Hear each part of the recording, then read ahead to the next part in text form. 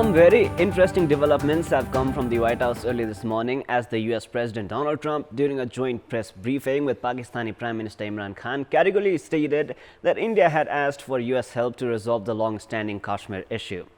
India have always maintained that Kashmir is a bilateral issue between India and Pakistan, and hence were quick to respond, saying India have never sought US meddling in Kashmir. Good morning, I am Praram Vadhal. Let's begin with the main stories. Action taken against guilty Nepal Army officers on corruption charges, but the anti-graft body shies away from proving the wealth of the guilty army officers. The government found keen on increasing the number of authorities rather than improving the performances of the existing state bodies.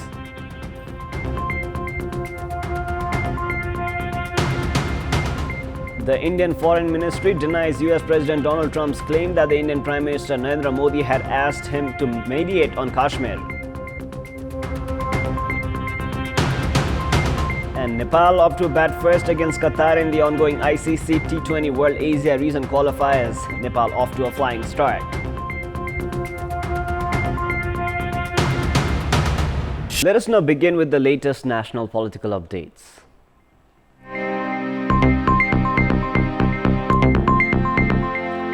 The state security units are generally considered the most disciplined of all government bodies. However, the security institutions in Nepal have been found mired in corruption as of recent. The government took action against officers found guilty of irregularities in the recruitment process. However, no investigations have been carried out by the concerned authorities on the wealth of these individuals. Chief of Army Staff Purna Chandra Thapa relieved 173 Army personnel from their posts immediately after assuming office after they were found guilty of irregularities in recruitment. Back in May, the Nepal Army sentenced Lieutenant Colonel Keshav Raj Kharke to prison for corruption. Likewise, in the past 1 year, 182 Army personnel have been relieved from their posts following accusations of financial irregularities. However, as the Nepal Army Court exclusively includes army officials, investigations on the amount of wealth amassed by the guild is not carried out. This suggests the verdicts announced against the individuals excludes the scale of corruption. It also means the Nepal Army does not have the authority to give verdicts on the basis of the illegal wealth amassed by the corrupt officials.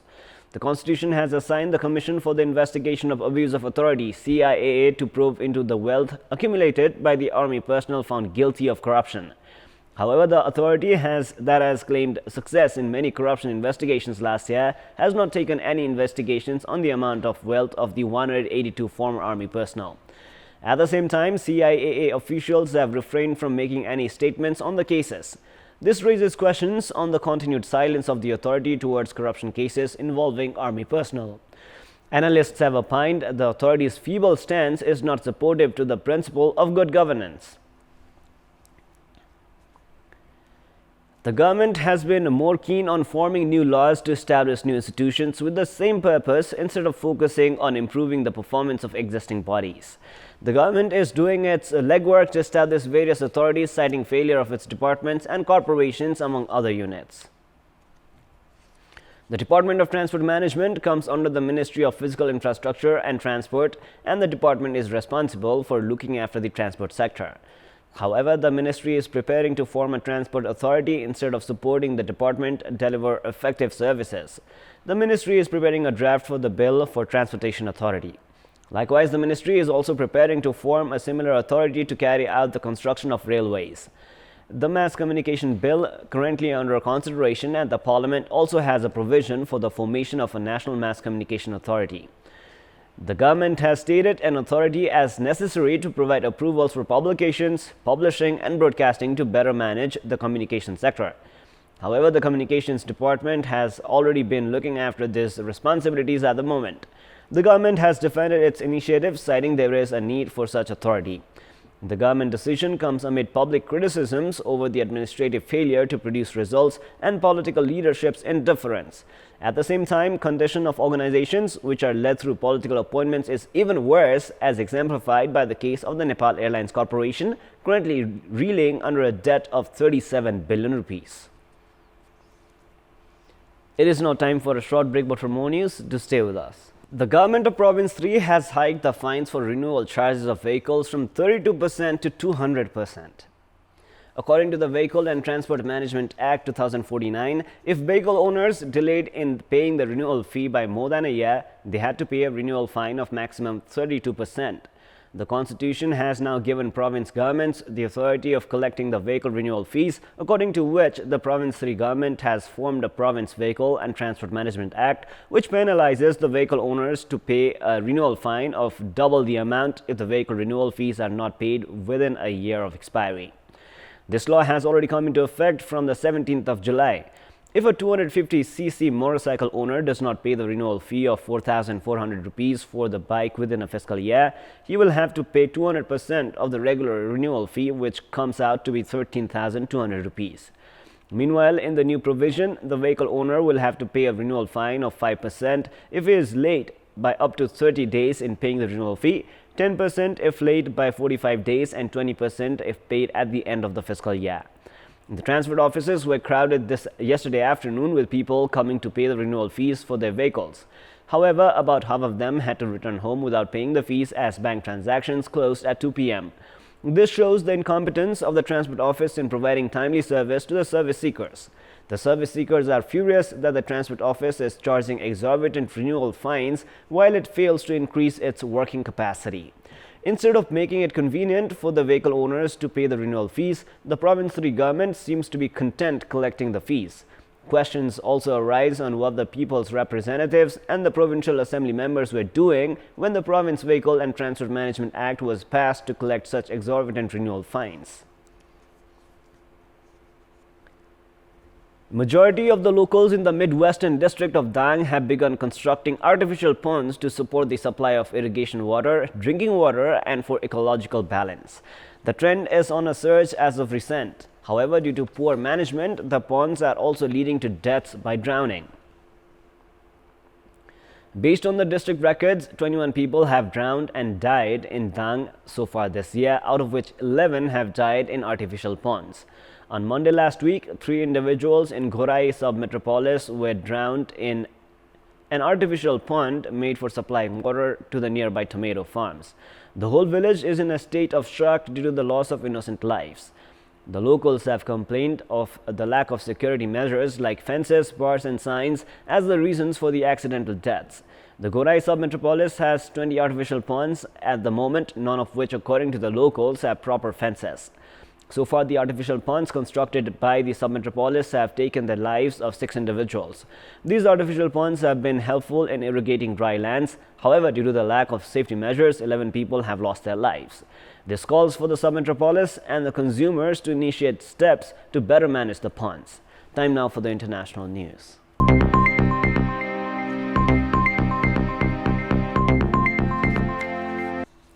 The Indian Foreign Ministry has denied US President Donald Trump's claim that Prime Minister Narendra Modi has asked him to mediate on Kashmir.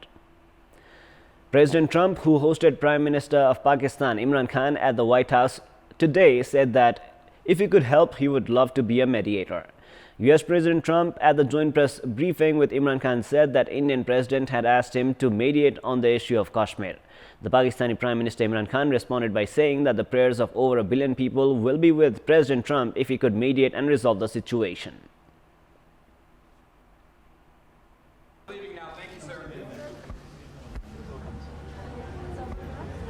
Be fair. In terms of humanity, it wouldn't be fair. So, and I feel, and I think we will discuss this, is the friends, I will tell you that, and they're great people, smart, tough. They are tough. There's no question about that. They're like him. They're tough. So I was with Prime Minister Modi 2 weeks ago, and we talked about this subject. And he actually said, "Would you like to be a mediator or arbitrator?" I said, "Where?" He said, "Kashmir," because this has been going on for many, many years. I was surprised at how long it's been going on. 70 years. I think they'd like to see it resolved, and I think you'd like to see it resolved. And if I can help, I would love to be a mediator.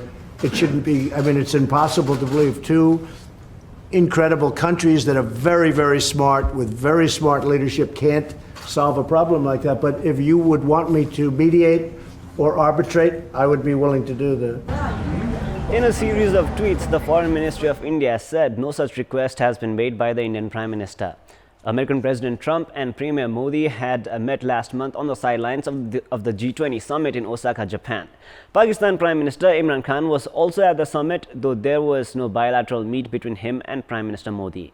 India has been against any third-party mediation in Kashmir, though it has been repeatedly sought by Pakistan in various international forums, including the United Nations. The US had upheld India's stance, maintaining that Kashmir is a bilateral issue and should be solved between New Delhi and Islamabad.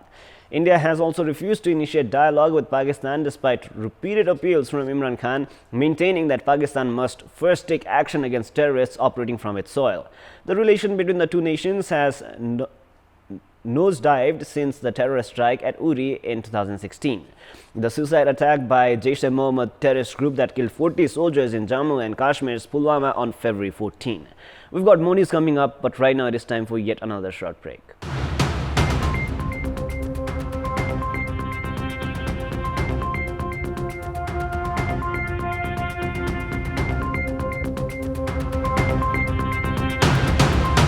Welcome back. In our public voice segment, we'd ask the locals in the eastern districts of Khotang what problems have they faced since the floods and landslides have obstructed many major highways and roads. Let us now take a look at what they had to say. Public voice. सडकहरू अवरुद्ध भएकोले गर्दा व्यापारीहरूले सामानहरू ढुवानी गर्नलाई धेरै कठिनाइ परेको छ। कठिनाइ परेकोले गर्दा यहाँ एकदमै महँगी बढेको छ। अब खाद्यान्न सङ्कट, अब दैनिक उपभोग्य सामानमा सङ्कट, अब हरेक कुरामा सङ्कट आउने देखिन्छ। एउटा बिरामी भयो भने नि हेली नै झिकाउनु पर्ने अवस्था छ। एम्बुलेन्सहरू जाने कुनै समस्या बाटै छैन। खाद्यान्नको उपभोग्य सामानको सबै कुरोको चाहिँ फेरि विकट जिल्लामा चाहिँ महँगी बढेको हुनाले चाहिँ यसमा हाम्रो चाहिँ यो रोडहरू चाहिँ एकदम राम्रो चाहिँ हुनुपर्छ। सडक अवरुद्ध हुँदा दैनिक आवाजावतमा बाधा भएको छ। खास गरी दैनिक उपभोग्य सामग्रीहरू नुन तेल चामल ग्यासहरूको अभाव भइरहेको छ। दैनिक उपभोग्य सामग्रीको अभाव हुँदाखेरि जनजीवनमा एकदमै धेरै कष्टकर भइरहेको छ भने बिरामीहरूलाई थप उपचारको लागि पनि उपचार पाउनै नसक्ने अवस्था भइरहेको छ। यो बाटो बन्द भएपछि आउजाउ गर्नु पनि हामीलाई बन्द भएपछि सक्दैनौँ। हामी गरिब मान्छेले हेली चार्टर गर्नु पनि सक्दैनौँ।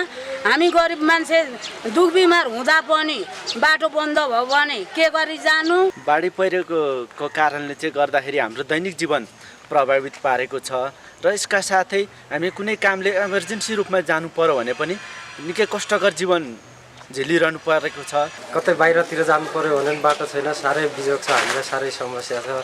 पुरा विकटमाथि पनि झन् विकट भएर यातायातको पनि समस्या सबै कुराले एकदम दुःख दिइरहेछ। अहिले चाहिँ यहाँ हामीलाई औषधि उपचार गर्नलाई एकदमै गाह्रो भएको छ। यहाँ औषधि सकिएको अवस्था छ। त्यस्तै खाद्य वस्तु ग्यास लगायतका सबै सम्पूर्ण सामग्रीहरू चाहिँ सकिएको अवस्था छ।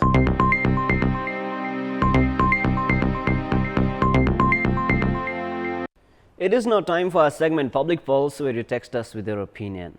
Public Pulse. Nepal is currently playing against Qatar at the ICC World T20 Asia Region qualifiers. Nepal won the toss and elected to bat first in the match being played at Singapore's Indian Association Cricket Ground.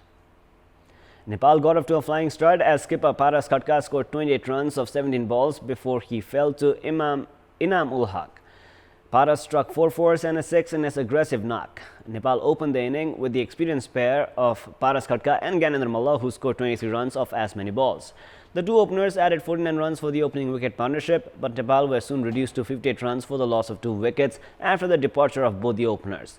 Nepal also lost the wickets of Saraj Vesakar for 7 and Sompal Kami for 11 to be reduced to 89 runs for the loss of 4 wickets in 14 overs. When the report last reached us, Nepal had posted 107 runs for the loss of 5 wickets in 17.4 overs. Nepal have rested Rohit Podal, Pawan Sharaf and Pradeep Aire for today's match against Qatar. Nepal are playing their first match while Qatar were defeated by Singapore by 33 runs yesterday. US prosecutors have said that football star Cristiano Ronaldo will not face charges after being accused of sexual assault. 34-year-old Catherine Mayorga had alleged that the Juventus player had raped her at a Las Vegas hotel in 2009. She reportedly reached an out-of-court settlement with the Portuguese star in 2010 but sought to reopen the case in 2018. Cristiano denied the allegations. In a statement on Monday, Las Vegas prosecutors said the claims could not be proven beyond a reasonable doubt. The Clark County District Attorney's Office said the victim reported an assault in 2009 but refused to state where it had happened or who the attacker was. As a result, police were unable to conduct any meaningful investigation. In August 2018, Las Vegas police investigated the alleged crime again at the request of the victim. But the statement added that based upon a review of information, the allegations of sexual assault against Cristiano Ronaldo could not be proven beyond a reasonable doubt. Therefore, no charges would be forthcoming. German weekly magazine Der Spiegel first published a story about the allegation last year. It said that in 2010, she reached an out-of-court settlement with Ronaldo involving a $375,000 payment for agreeing never to go public with the allegations. Ms. Mayorga's lawyer said she had been inspired to reopen the case by the Me Too movement. Ronaldo has not denied that the two met in Las Vegas in 2009, but said that what happened between them was consensual. At the time, Ronaldo was playing for Manchester United and about to join Real Madrid, where he spent the next 9 years. Ronaldo moved to Juventus last July. He has won the Ballon d'Or, awarded to the world's best footballer in 2008, 2013, 14, 16 and 17. It is now time for our daily special segment, Sports Buzz.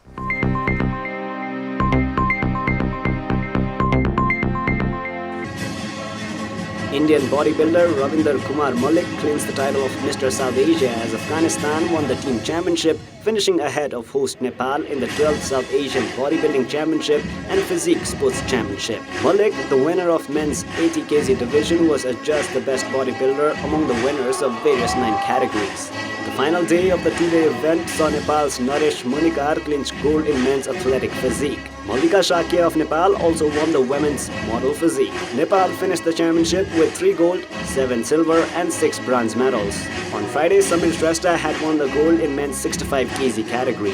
Afghanistan secured 6 gold, 4 silver and 5 bronze medals to claim the team championship title. The Afghans finished with 535 points ahead of Nepal, who collected 445 points. India stood third with 380 points with 4 gold, 5 silver and 1 bronze. Participated by 6 South Asian nations, the two-day championship featured competitions in 17 different categories. This is Prarambha Tahal for Kantipur News Desk.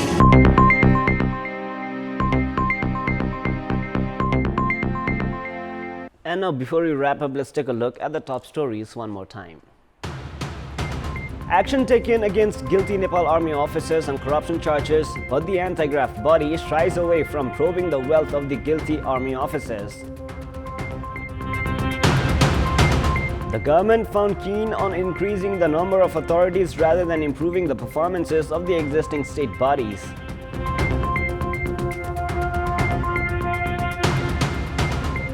The Indian Foreign Ministry denies US President Donald Trump's claim that the Indian Prime Minister Narendra Modi had asked him to mediate on Kashmir. And Nepal up to bat first against Qatar in the ongoing T20 World Cup Asia region qualifiers. Nepal lose quick wickets after a flying start.